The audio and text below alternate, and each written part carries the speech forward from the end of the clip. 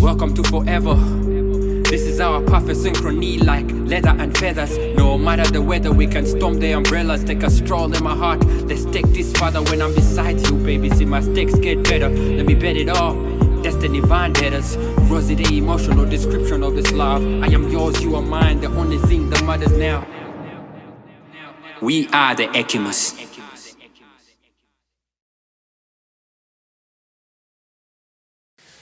Hello ladies and gentlemen, welcome back to another episode of Forever Together with the Ekimas.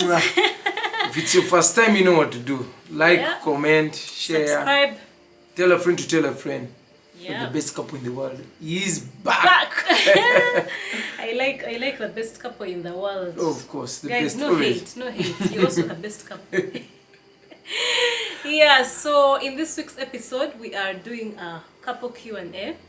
Just for you guys to get to know us better, but also it's a way of, digging deeper in, each other's thoughts. Some of these questions we've never asked each other. Yeah. So ask true. you can ask your husband or your boyfriend these very questions. Yeah, so let's get right into it. Surely. Yeah. Let's dive into it. Yeah. So the first question, baby, I think I'll do the asking and then you answer first and I'll answer as well. Okay, baby. Shoot. One is, what does your I love you mean? When you say I love you, what does it actually mean? I'd never thought about this until I looked at this question. I'd never thought of the fact that actually you both can say I love you, but it means different things. Yes. So when you say I love you, what do you actually mean? When I say I love you, in the beginning, okay, let me start. Before the relationship, before marriage and everything, my I love you was it was more of a kind. Let me call it the 1 Corinthians 13. Love is patient, love is kind, love is not rude. That was the I love you by then. But 5 years down the road in our marriage, I think the I love you has changed into, of course, those things are constant. 1 Corinthians, love, patient, not rude, kind, and all that. But now it's more than just those. It's more, sometimes I love you because of your actions. You wake up, take care of the kids, and I'm like, wow, I love this woman. I don't know if you get because of what they are doing. Yes. So it's I love you because of, not I love you in spite of. Yes. No. It's in spite of everything. Of course, I love you. Yeah. But the additional things that come with it is you see certain things and you're like, wow, I love you more. I don't know if I've told you time and again, is when we have that random, like, I love you. I don't know if you get just you being thoughtful of something, doing something for me, fixing something for me. And I'm like, wow, I love you. So that's mine. What about you? So that means what I hear is that as you kind of get into the marriage, there are those things, I think love starts to become more visible and apparent compared to say when you're just dating, because you don't even know this person. So now you get married and this is the time where you're tested, you're going through the thick and the thin, and it's in those seasons that you're like, okay, this person maybe has stood by me. I really appreciate that. This person has. So do you think the love gets even better with time? Actually, it gets better. If it's not getting better, then there is a problem in your relationship. But it gets better because, I mean, by that time, there's love even as you go. Yes, there are challenges that will come your way, and you will have to work together with them. Actually, for me, I love you. Back then, as I've told you time and again, I was sick. I remember when we were dating, and you came, you took care of me, you were there for me. So for me, that was I love you. That was the real love, guys. Like, I felt it. And now when we were married, it's more of the same. I mean, it's more than just that. What about you? I think I do agree as well. So when I say I love you, I actually never thought about it. When I say I love you, I think for me I love you is more of in spite of. Well, I love you for what you do, but also for where we are. I love the fact that, this is a safe space. I love you for being a safe space. And safe space is broad. It means, you are this person I can talk to. You are this constant thing. Things like the world Guys, they love me. Let's enjoy this one.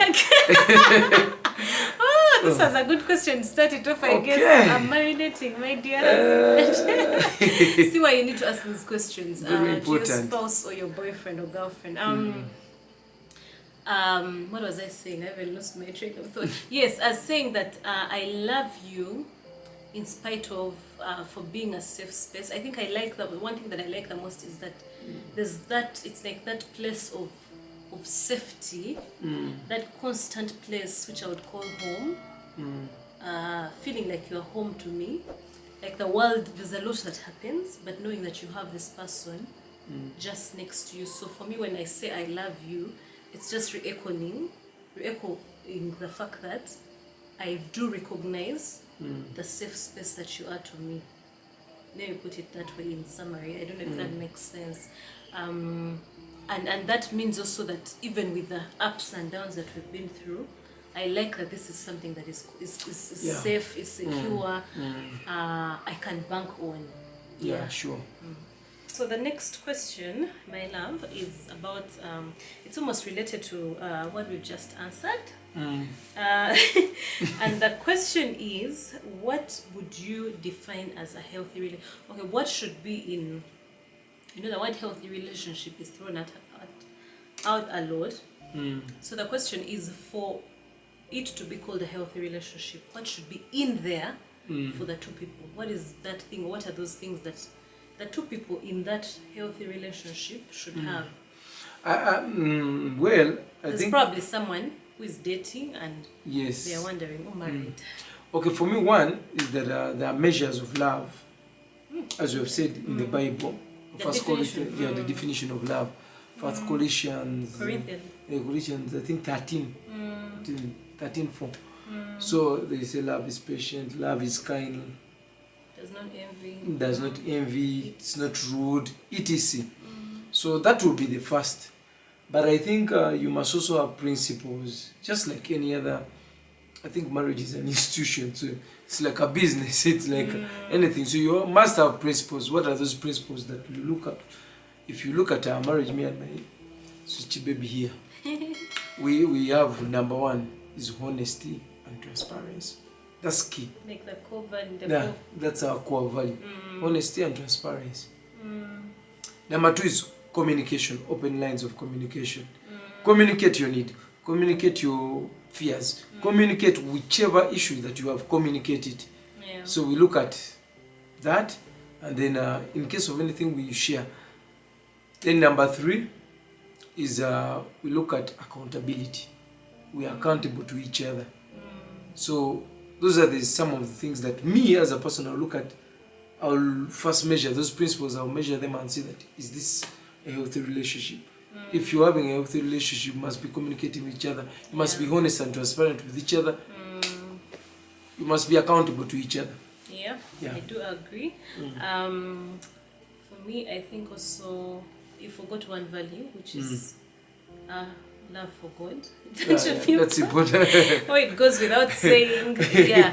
So for me, I think healthy relationship, I think the sense of safety, I'll again talk about safety. And safety, I understand, can look different things for different people, and for even like men versus women. But for me, if you are to say that you're in a healthy relationship, you should be secure and safe in every sense of the word. You don't, and I think it also ties into what you've just said about transparency, because sometimes people not being open comes from a place of not being secure. You don't feel safe enough to be open. You don't feel safe enough to be transparent. Or if you are not transparent, then I don't trust you, because what are you hiding? So for a couple to feel safe, and it can even be physical safety, that maybe I trust that this person will not abuse me, whether verbally or physically. I trust that I can tell this person something and they will love me regardless. I trust that emotional safety and security. I get you. But actually not just emotional, psychological. Yeah, so that place of feeling safe, and you will know when you're safe and secure with someone vis-a-vis when you're not. Yeah. Yeah, that's what I would define as a healthy relationship. Yeah, that's I mean that's the bare minimum you should ask for in a relationship. You must feel secure. It's just the bare minimum. It's not asking for too much. Then the other question is, do you feel like our love evolved or changed from when we were dating? I answered that. I think. Yeah, it has definitely evolved. It must evolve. Yeah. If it's not evolving, then there's a problem. You need to check someone. No, but they could. Well, I don't know. It does evolve. It does evolve because life, changes as time goes on. Do you think it has evolved to better or worse? Of course, to better. Of course, to better. What are those things that I said? For me, I remember you guys, I'll tell you. When we were dating, I was telling my husband the other day that he treated me like a baby. Like the relationship he has with the kids, that is how he looked at me. I was his baby. He would just be like, oh, baby, are you okay? Are you this? Are you? No, don't do that. Let me help you with that. Banangi. But now, it's different. I mean, I don't know if it's the babies that have come and the actual the real babies have come. I do get that a lot. I think that's how you express your love. You do care so much for, like, when you love someone, you get out of your way to do things for them. I do feel it even up to now, but I think it has evolved to a more, I don't know how I can call it. It's more mature. It's more mature, and also I think, of course, the kids have also come in. I can tell how you, like, guys, when I say baby, I mean baby. Like, even when I would be next to him, he would want to hold me, like, to make sure I'm okay. Like his greatest, even when I just got married, his thing was, even when we would be sleeping, he would hold me the way you would make your, like, a baby sleep here, literally. That was him. Somebody's reporting me here. But I do appreciate also that I think we've evolved for better. I like where we are now, even much more. It's much I better. feel like we don't just love each other for... When you're dating, you don't know what the future holds. You don't know this person. Your love is like blind, let me put it that way. But love in marriage is not blind. You see someone, you get to know even the deeper things about them, and you appreciate them even deeper. Yeah, so that is it. The other question is, finish the sentence. People think I am, but I am. So people think I am dash dash, but really I am dash dash. So probably a misconception or a bias, or when people see you at first sight, what is that thing they think but you're not? Could be positive or negative, or I think it's a mixed one. Or you guys can actually tell us. I think guys should tell us your biases. Yeah. But I get that a lot. One person will look at me and say, you look proud, you look... But when they get to know me, they notice that you're friendly, you're jolly, So I get that a lot. I think because it's first impression, somebody thinks, this person is so serious. Yeah. So I think that's one that I can say. Yeah, for me, oh my god, I'm really going to ask you guys to tell me what your assumptions. I think we should do a video about assumptions, but what are your assumptions of us? Yeah, please. So, for the positive side, many people actually think I'm very... I know this is going to sound a bit funny, but people think I'm very soft. Did you think so? Do I come off? I think you know me too much too. People think I'm very soft, I'm very... like just soft is the word I think, and like maybe lovey-dovey, and I'm actually not. So what I'm a hard guy. Hard book, hard paper. Okay, not hard per se, but like I'm very... I wouldn't consider myself soft. I'm actually very... I would say what is the word? How would you describe me? I'm very assertive, first of all. Extremely. Extremely assertive. I'm very opinionated. Very opinionated. I like to take charge of my life. I don't seek validation from people. Actually, I usually tell people that I get surprised when people say that you know, what people think of them bothers them. I feel like I know that I am enough. Like, yeah, that's true. Yeah. I don't need anyone to even tell me. Like, by the time you come to tell me, I'm just like, but of course. Of course. You're just confirming something. Yeah, so. But I think it's not good to seek validation. But no, it's not. It's not that people seek it, but it's a bad thing. Yeah. Know who you are. Yes, the only validation you need is from God. But yeah, so I'm not as soft, and so I've seen actually. I think I look kind, which is a good thing. I don't think I'm not kind. I think I'm kind. You're kind. But I think I look too sweet to people that I've encountered at some point in my life. People who think that I'm an easy target for bullying, for example, and then they, oh my God, they are shocked when they meet you. I have zero tolerance for bullying. By the way, zero tolerance. I am all for, you know, smiles and all, but if I sense that you're a bully, you get the worst of me. So yeah, I have gotten that. I've seen people like bullies who look at me and maybe they think I'm an easy target, and then they get shocked, very shocked actually. Yeah. So you had to go. Yeah, I like it that way, honestly, and I'm raising the kids like that. And that takes us to our next question. What are those values you want instilled in Amma and Shay? Amma and Shay, our babies. What are those things, like if many years later they're out of our home or they're living their lives and they were asked, you know, what is that thing? What was that thing that, you know, there are things you talk about your parents and say, okay, my mom was like, this is where she drew the line. Timekeeper. Yes. So what are those values that you want your kids to remember you for, or to say that I got this from my dad? I think the first one is the love for God. That is one thing I want them to carry on. Let them know that my father loved God. No matter what situation, he believed in God, trusted in God. So that's one thing that I want them to take. It must be from me, really, not from anybody else teaching them.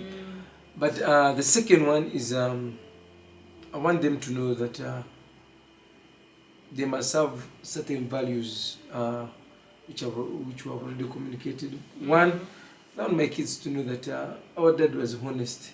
Have those honest opinions, honest conversations with anyone. Of course, fear no one. Respect everyone, but fear no one. Yeah. Make sure your opinions come out. And I want them to remember that their father is the person who respected every opinion, regardless whether he agrees with it or.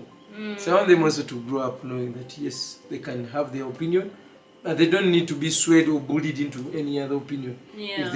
If somebody does not come forth with the reason. Yeah. Another thing is I want them to know that their dad was a great dad. He loved their mother, and loved them. Oh, yeah. That's cute. Yeah, so for me, I think definitely the love for God. I want my kids to look back and say, you know, I learned the importance of prayer because my mom prayed so much. I learned the importance of reading the word because my mom read the word, because honoring God because my mom, like, that was that was a must. That was where she drew the line. So that definitely. And then also I would want my kids to,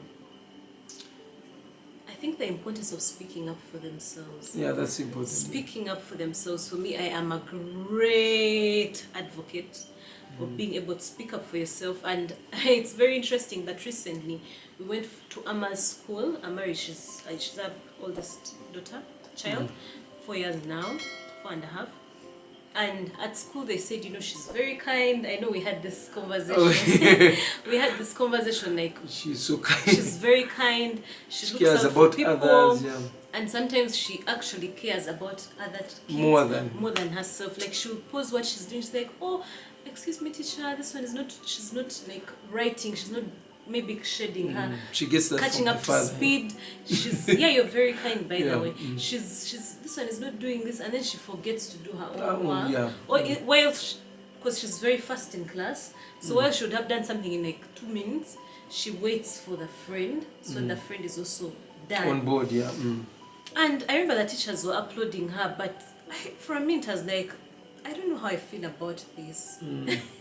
Like, I don't know how I feel about this, and maybe you guys can tell us, do you ever worry that your child is too kind? Because while we encourage children to be kind, I feel like in trying to make them very kind, I feared that manipulation. Yes, manipulation, people pleasing can easily come in there. So I remember I even had a conversation with her, and she came with a friend some time back, and she said, "Mommy, so and so wants cake." The friend definitely didn't want cake. Okay, at least she didn't ask for it. And I asked her, "Amma, is it your friend who needs cake or you want cake?" And she said, "No, my friend wants cake." And actually, all she wanted was her friend to eat cake. But even herself, she wanted it.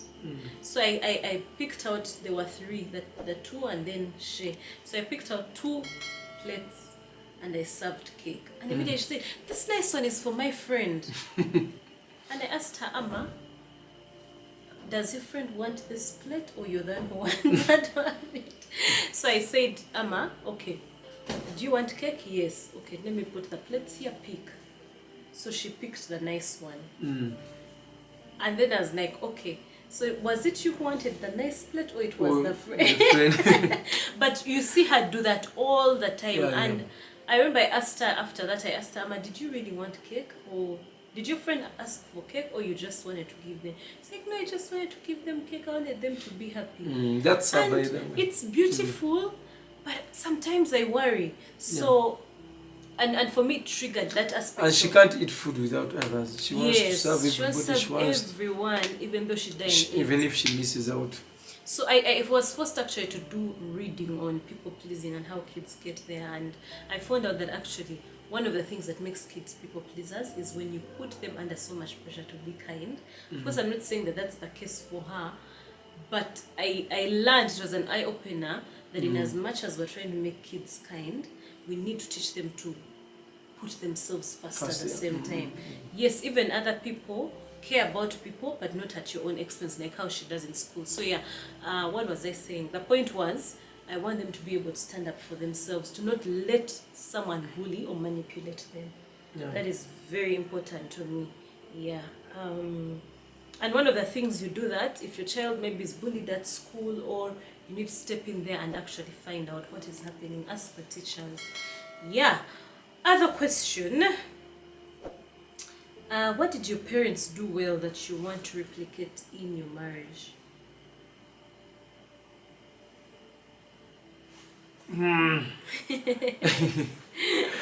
Unfortunately, I lost my dad when I was a bit young, so I don't have a full. All I know is that he was a provider. He provided, he loved his family, was always there. So, for me, it's more of providing for my family and being there. That's so the lesson. I think that's the lesson I can take. Then for me, I think it's a good number of things. One was the fact that prayer was a non-negotiable. They involved all of us in prayer. It was a must. It was not something we debated. It was at the foundation of the family. And so for as long as you were in their house, you were submitted to the same God as they were. Like, as for me and my household, we shall serve the Lord. Like, that is it. Nothing less, nothing more. You're either in my household or not. So I liked that. I also liked the fact that my parents actually, they did disagree, but I never saw them like do silent treatment. Never. They've been married 30 something years. For the time I lived in their house, they had never done silent treatment. It's not because they never disagreed, but I don't know. I don't know.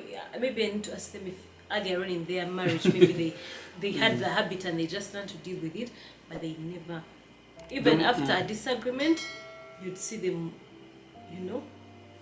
moving, like dealing with, like relating and working together, regardless of that. And so for me, actually, I never knew that people do silent treatment. Until, I started being in circles of married people, and then silent treatment was a thing, and I'm like, how do you do silent treatment with someone you still like, how? How to communicate what is paining you? So for me, but maybe you never know. Maybe some people, it's more of a communication. They can't handle at that time, so they say they prefer to cool down a bit, and then I think it's another mode. No, I think there's that, but I don't know. I really don't. Is that then do you do silent treatment or you hold that matter, that specific matter? I think it's a whole. Silent treatment. First, wait. I thought if you don't want to talk about it, you can hold that silent matter, and then but be able to do other things. Communicate other things. Yes. Because here Silica is like, I won't talk to you no matter what. Like, if I've cut you off, you're dead to me. Sure. Yeah. So I did really admire that. Next question. What is the one life-changing thing that ever happened to you? Single event that has impacted your life the most? I think the birth of our child. Or the birth of a child. Child. Firstborn. Firstborn. Really? Yeah. I thought someone would say a marriage. No. I think for me that was more. Yeah. Because I was new to the experience, and it happened well. It was me and you in the hospital for the first time, and having the fact that I'm now a father, it hit home hard. The fact that I was having a child, man, I think for me that's no offense to my other kids. They may watch this in future and say, "Daddy, are you trying to say that for us we are not that important?" I mean, all kids, even our second born, the miracles, the prayers, the challenges that we went through. Yeah. So I think for me that's something that stands out. That impacted your life. Yeah. Okay. And you? On my end, one single experience. Interestingly, actually, mine is marriage, which is sad that yours was not. But I understand, because I remember also when we had Amma, actually it changed you completely. So I think it was marriage. Having a baby as well. Having a baby, having kids, actually it made me having I know you conflicted between those two, but I know. It was the two. Having Amma, I think, made me appreciate motherhood and women. It made me appreciate my mother so much. It might actually be childbirth. Childbirth really hit different. Marriage, I think the reason why I say marriage is because with marriage came stability, which I can't say I had before, and also came even the children, the experience of the children. So marriage is like all the big thing, But yes, childbirth, waking up and realizing that you have a whole human being depending on you, yes. and you're just like, okay, how did I even push this human being? Like, how did this happen? It does really change you. And then I started to realize that I can no longer live for myself. I have now someone that I have to live for. My goals have to shift and and be focused on this child. Yeah, so that was it for me, I think. Okay. I think we may need to pose that same question to our audience. Please let us know what that one thing that changed you as a person. Yeah. It could be positive or negative. But I also know another incident that I think changed you a lot was your dad's death. Yeah. That's now, I think, on the negative side. Negative side. Negative and positive. Because I know you've talked, it's that thing that really... Yeah, that changed me for the negative. I mean, that's when I questioned God. That's when... that's a whole long story. Yeah. But my daddy's death really affected me so much. It did affect me. Yeah. On the negative side, I'm like, but why would you give me this good thing and take it away? Yeah. So I blamed God for everything. But I mean, that was in the past. Yeah. I know God has good plans for us, not for destruction, but... Yeah. Then the other question is, what has been the best phase of your life? Wow, there are two again. I think they move hand in hand. Marriage and parenting. So would you say that this is your best phase of your life? Yeah, I think so. This is the best phase of my life. Because I'm at my best behavior at every second. I mean, I have to watch what I say. I have to watch what I eat. My actions speak louder than words. I mean, you're not going to say certain things. You're not going to pick up the phone and, lie that I'm not home, I'm driving. I mean, when your kids are there. Which kind of parent, like, do you want? Being a role model amongst your kids and having your wife to take care of. So I think for me this has been the best phase of my life. Me too, actually. The answer to the question is now. The best phase of your life now. Yeah. Yeah. Because we didn't really care. I mean, those days I would drive fast. I'm moving from going up country. I'm driving so fast to hit. 2 hours. I have reached from Bali to Kampala. Yeah. But now, I mean, when you're doing that, you have reason to be cautious. Yeah. Yeah. So, would you raise your children the same way your parents did? Yes and no. Yeah, yes and no. I will raise my kids. My parents, for me, provided everything for me and try to, even when my dad was there, it was up here. But when I lost him, of course, life became a bit unstable. But that's the positive that I would want to bring to my kids also.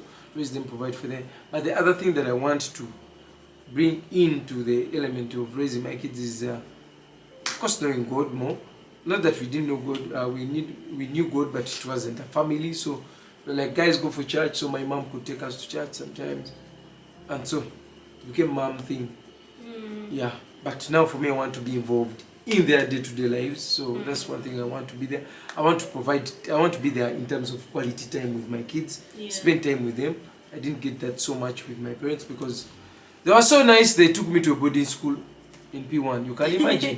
P1 boarding, man. Go and hustle.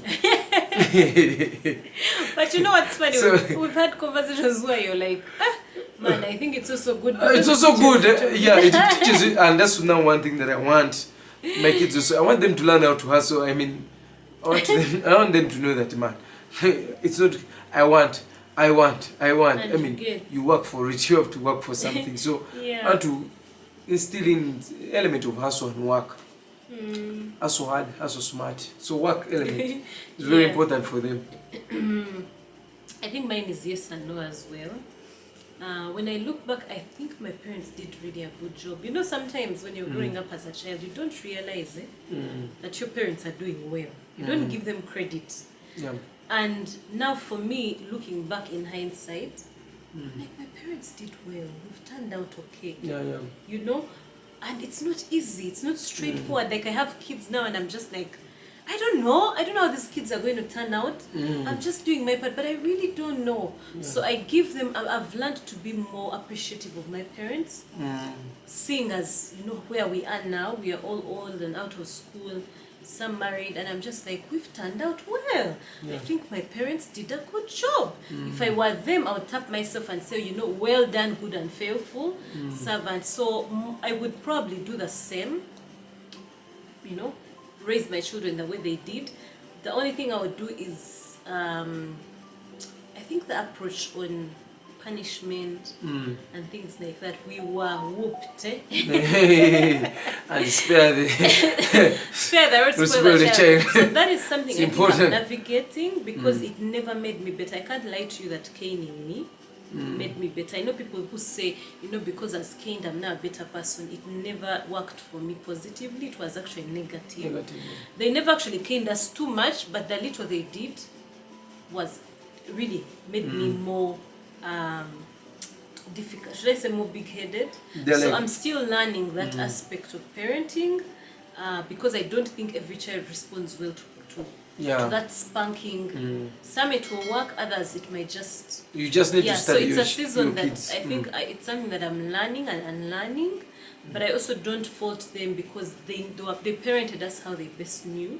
To the best of their knowledge. Even as we will parent to the best of our knowledge. It might be perfect or not. We can only find out later on based on how the kids turn out. Yeah. So that's it, guys. We have come to the end of our episode. Thank you for Please feel free. Let us know what you think about your parents. Do you want to raise your kids as your parents raised them, or you want what are you doing differently? What do you want to do differently? Please share with us. It's a process. We learn, we unlearn. So want to know what you think about that. Till next time, much Bye-bye. love. Bye-bye. True description of this love. I am yours, you are mine. The only thing that matters now. We are the Ekimus.